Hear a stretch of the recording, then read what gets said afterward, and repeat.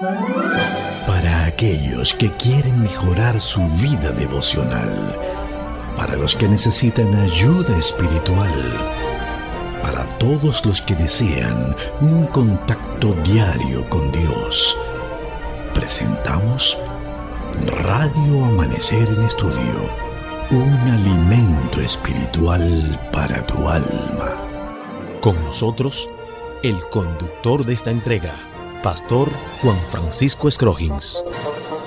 Es un honor, un privilegio para nosotros estar una vez más con ustedes en esta entrega de Radio Amanecer en Estudio. Nuestro anhelo y deseo, y es nuestra oración de siempre, para que el Espíritu Santo continúe al control. Gracias porque recibimos constantemente reportes en toda la geografía nacional y mundial de personas que están dando seguimiento a estos estudios que realizamos en Radio Amanecer. Radio Amanecer en Estudio tiene ese propósito de estudiar constantemente la palabra de Dios y utilizamos como guía lo que publica la iglesia cada trimestre. Así es que en este trimestre estamos compartiendo con ustedes el tema Ruth y Esther y el pasaje de la Biblia que nos está sirviendo de fundamento y que debemos memorizar en Esther 5:2.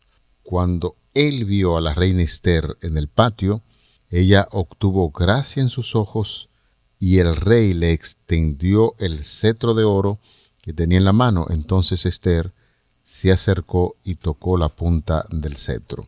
Ese ha sido el pasaje de la Biblia que nos ha servido de fundamento durante toda la semana y por supuesto ya sabemos que hay muchas personas que han memorizado este texto bíblico de Esther 5:2.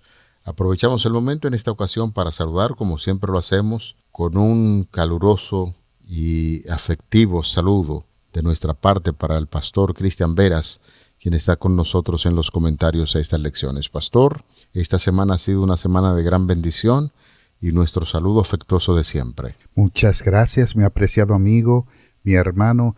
Ese saludo afectivo también con todo afecto cristiano lo devuelvo para usted, para los suyos, y solo en este momento me resta decirle Shalom Aleichem.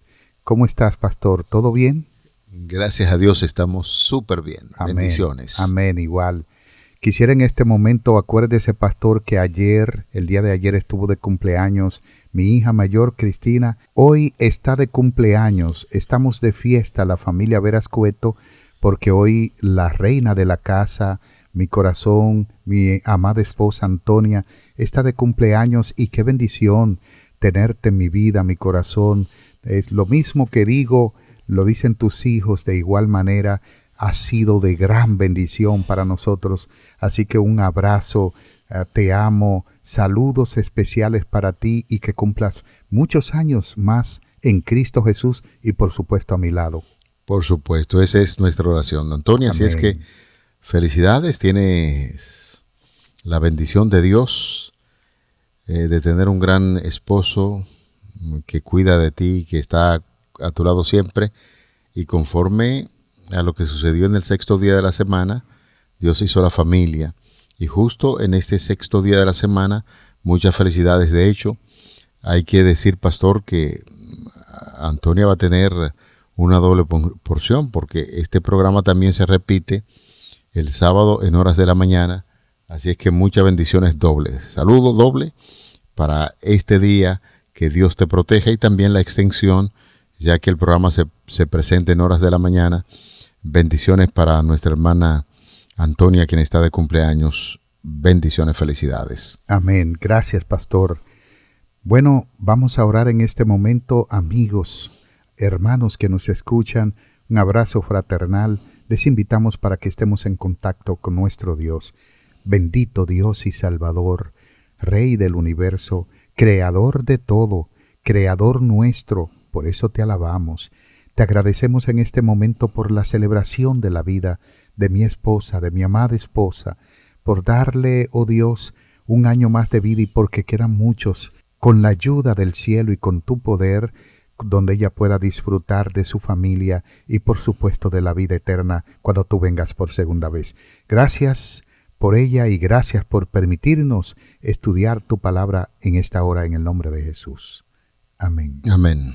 Pastor, siempre al cierre de la lección nos gusta ver los diferentes títulos que estuvimos abordando, para luego hacer el cierre con quizás algún párrafo que tiene la lección ya al final de la misma.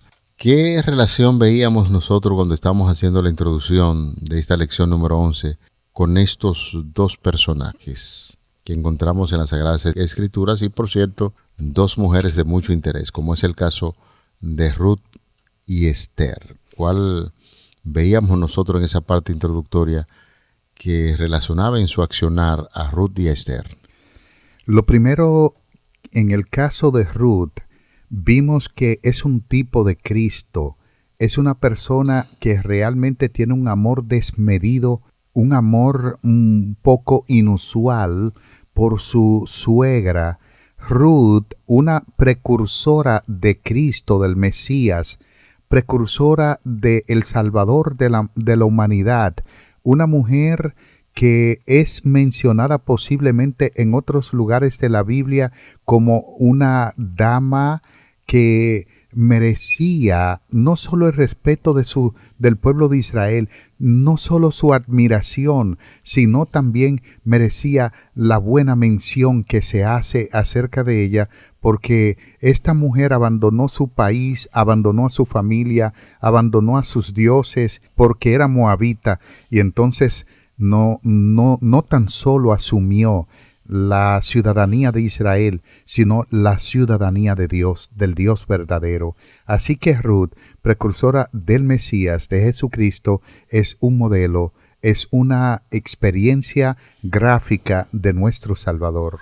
Maravilloso esto, hay que recordar, pastor, y usted acaba de puntualizar algo muy interesante en la vida de Ruth. Rompió con tradiciones, creencias que habían, donde decía que un moabita no iba a entrar a la congregación de Israel. Sin embargo, Ruth se atrevió, después que conoció profundamente a Dios y conoció de su suegra cómo le enseñó acerca del verdadero Dios, rompió con esos parámetros, entró al pueblo de Israel y hoy está escrita, su nombre está escrito en lo que tiene que ver con la genealogía de nuestro Señor Jesucristo. Y el caso de Esther, definitivamente, de un pueblo que teme a Dios, de un pueblo que hace la voluntad de Dios, entra a un pueblo donde quizás el temor de Dios no es tan efectivo e incluso hay problemas en torno a lo que tiene que ver con la adoración a Dios.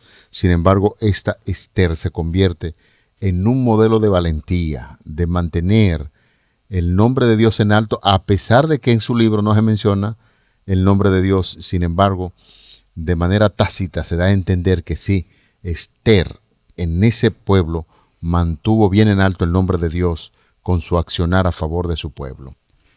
Así es, pastor. Nosotros podemos ver que hubo personas en la historia pasada que rechazaron el libro de Esther tan solo porque no menciona el nombre de Dios. Sin embargo, es un libro que lo que describe es el gran conflicto a su escala, a grande escala, el cuidado de Dios para con su pueblo y el control absoluto de Dios, no solamente sobre los poderes del mal, sino sobre todo el universo. Martín Lutero, por ejemplo, desechó el libro de Esther porque por esa misma razón que no menciona a Dios. Allí encontramos que Esther es un modelo de Cristo, es un tipo de Cristo, intercede sin importarle su vida. Yo me presentaré ante el Rey y si perezco, que perezca. Sí. De manera que es lo que Cristo hace, se presenta como nuestro mediador, como nuestro intercesor, costándole su propia vida. Sin embargo, es lo que nos garantiza a nosotros mismos hoy poder tener la esperanza eterna. Y es muy fascinante tan solo pensar que tanto Ruth como Esther fueron dos damas, una que era extranjera, oriunda de un pueblo llamado Moab, un pueblo pagano, y la otra Esther, que se encontraba en una nación pagana, y que ambas fueron damas que pudiera decirse virtuosas, que dieron a conocer el amor de Dios y su carácter a los demás. Aprovechar este momento, pastor, para decir que aunque en esa economía, en muchas de ellas, las damas no tenían mucha importancia. Incluso hay una sorpresa grande cuando en la genealogía de Cristo Mateo se atrevió a colocar el nombre de varias damas. Esto quiere decir que sí, que Dios tiene muy pendiente el ministerio de intercesión que pueden realizar las damas y la obra maravillosa que Dios desea hacer a través de las mujeres. Yo sé que a usted le fascina el Evangelio de Mateo. Sí, ya lo sé. Por supuesto que sí. Tantos años que llevamos juntos y de amistad, yo sé cuánto le gusta. Como usted decía, Pastor, Mateo incluye a 4 damas en su genealogía. ¿Y qué clase de damas? Así mismo es. Algunas de ellas con vidas sociales terribles y otras marginadas tal vez por la idiosincrasia o por la cultura. Pero Mateo, que escribe para los judíos, está dejando bien claro de que para Dios no hay acepción de personas, porque él incluye damas que los judíos no tomaban en cuenta. Un ejemplo de esto, pastor, usted va a encontrar en la Biblia hebrea la edad en que murió alguna dama. Aparte de Sara, no aparece otra. Eso es así. Sara es lo que creemos, no. No sé si usted venga después con la fecha o los años que vivió una dama y está bien. Pero hasta donde vemos solamente Sara, 127 años, lo que está indicando que la cultura hebrea era machista. No se tomaban en cuenta las mujeres. Mateo está tomando a las mujeres para colocarla acá, 4 de ellas, y decir que Dios tiene cuidado de la mujer porque ellas representan la imagen divina igual que el hombre, como las hizo al principio. Así es que estamos animando a todas las damas, el ministerio de la mujer en la Iglesia Adventista, que continúen adelante.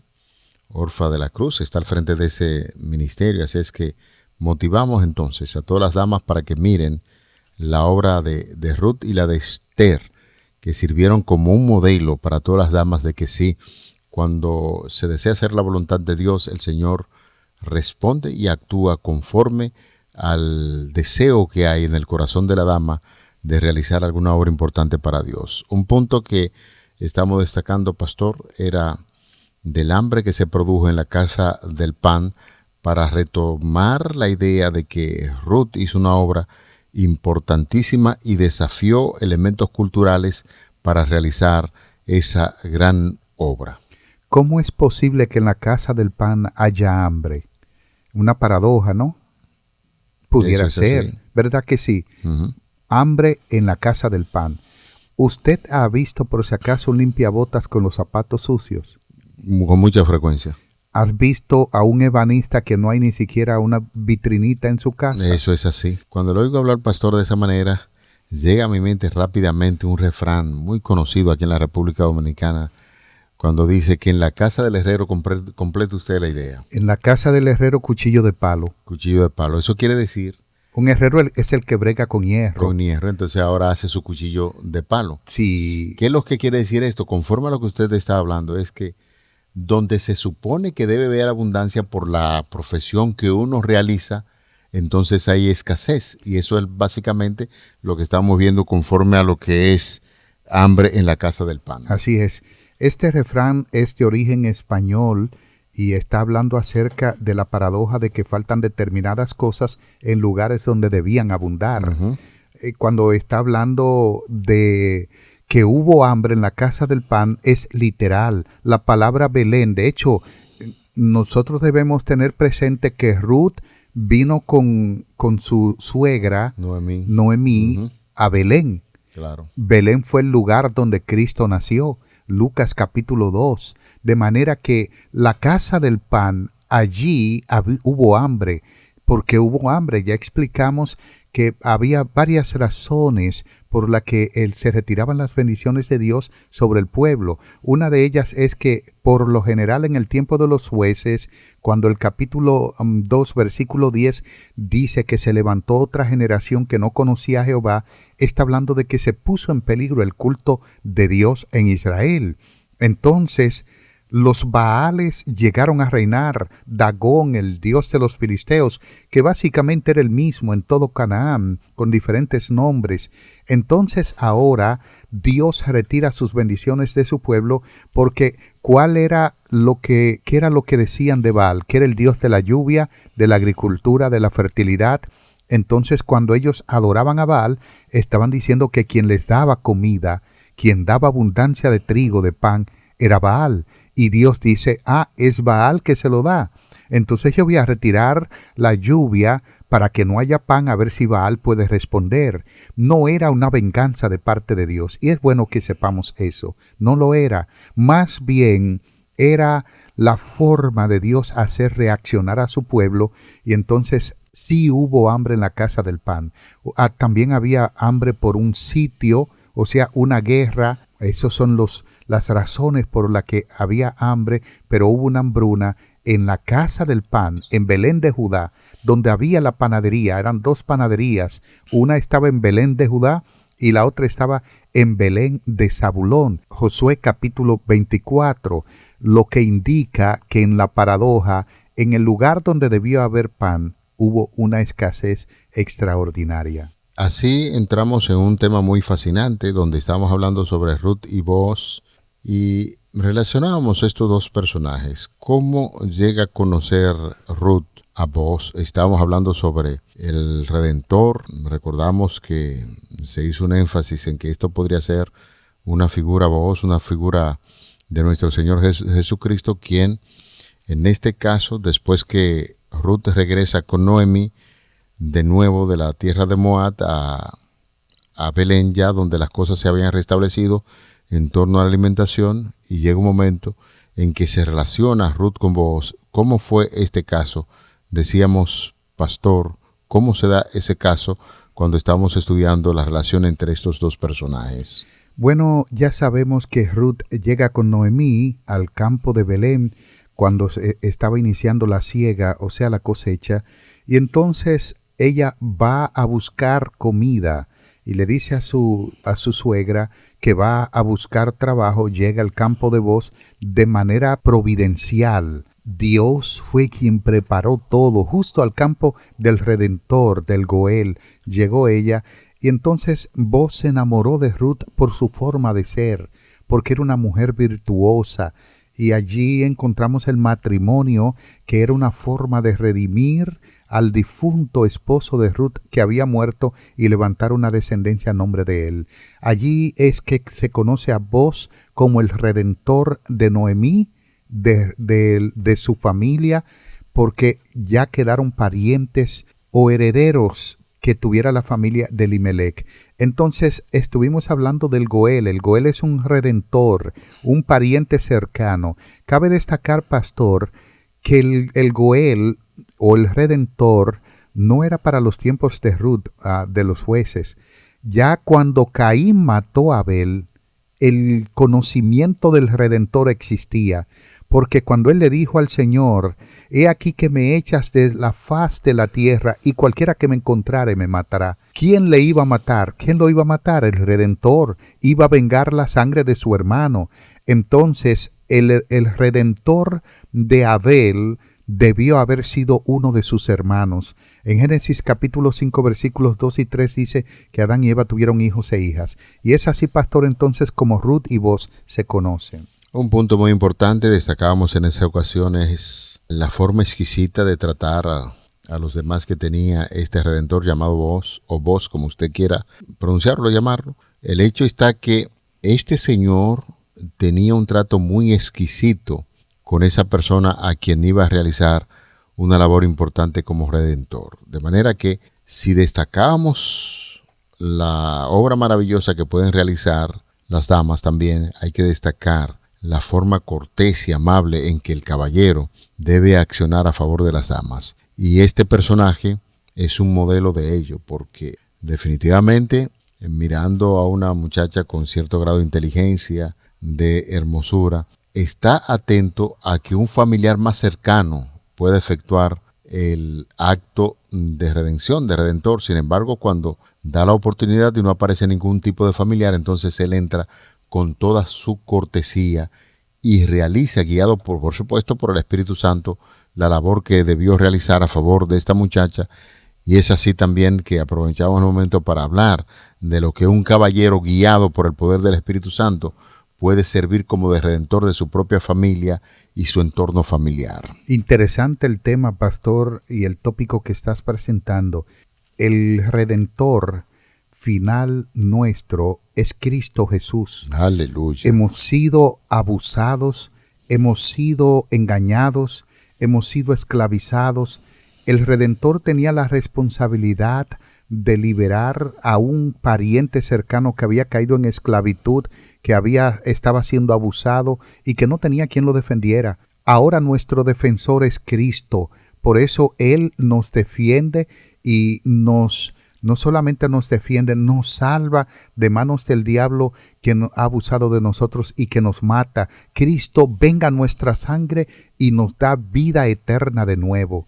Por eso es que en el capítulo 19 del libro de Job, versículos 25 al 27, el patriarca está pensando que él no tiene a nadie que lo redima, y de hecho eso es lo que está diciendo. No apareció un solo pariente, porque cuando el pariente caía en desgracia económica, debía aparecer el Redentor para ayudarle, para prestarle dinero sin intereses, para facilitarle los medios para que éste se volviera a levantar. Pero Job se está quejando de que no hubo un solo Redentor.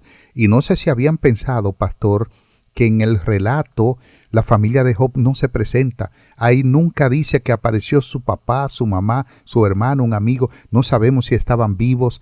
Lo que sí el relato solamente dice que los 3 amigos que llegaron fue para molestarlo.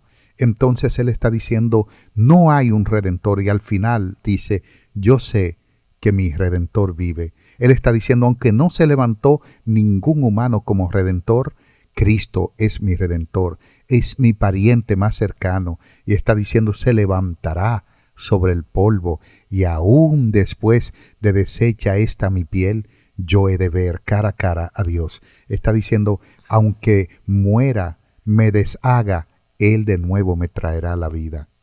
Y seguimos aquí, pastor, mirando lo que estudiamos en la semana, y vemos 2 personajes ahora que están relacionados. Ese fue un tema muy interesante porque llegamos a tocar a Isaías, Ezequiel, con relación a los gobernantes que por sus características se comparaba con Lucifer o Satanás, en este caso, tomando los elementos que caracterizaban a ese gobernante por ser tan orgulloso que hasta en un momento determinado pues uno llegó a hablar acerca de narcisismo, como es el caso de la relación que vemos ahora o veíamos en esta semana sobre Amán y Satán. ¿Cuáles son las características que nosotros destacábamos para ver la unión que hay entre Amán y Satán? Y yo decía que en ningún momento, si yo tuviera que ponerle el nombre a alguien de Amán, no se lo colocaría, porque lo que se enseña acerca de Amán en la Biblia es lo siguiente. Adelante, pastor. Bueno, en primer lugar, que dice Amán y Satán. Es un diminutivo de Satanás. Nótese que no está diciendo Amán y el diablo, sino Amán y Satán. La palabra Satanás significa adversario.